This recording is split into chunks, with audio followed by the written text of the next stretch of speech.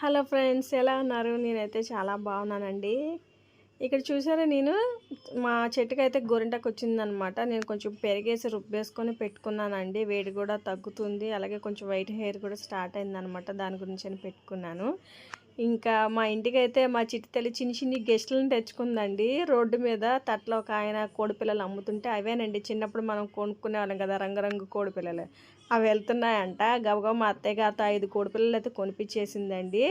తెచ్చిన 2 రోజులకే ఒకటేమో కాకి తీసుకొని వెళ్ళిపోయింది, ఒకటేమో చనిపోయిందండి. మేము కూడా పెంచి చాలా సంవత్సరాలు అయిపోయింది. చిన్నప్పుడు ఎప్పుడో మా నాన్నగారు బోలని కోడిపిల్లలు పెంచేవారు. మేము కూడా ఎక్కువ నాటుకోడి గుడ్లు అవి యూజ్ చేసేవాళ్ళమండి. బాగా గుడ్లు పెట్టాయి అనమాట.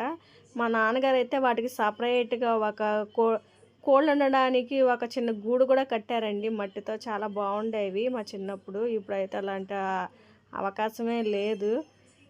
మా బుజ్జి తల్లి కొనుక్కొచ్చుకుంది.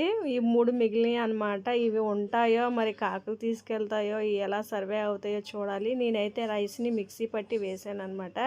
కొంచెం పెద్దగా అయిన తర్వాత కూడా మీకు చూపిస్తాను, ఓకేనా? ఇదేనండి ఇవాళ వీడియో, ఓకేనా? Bye bye.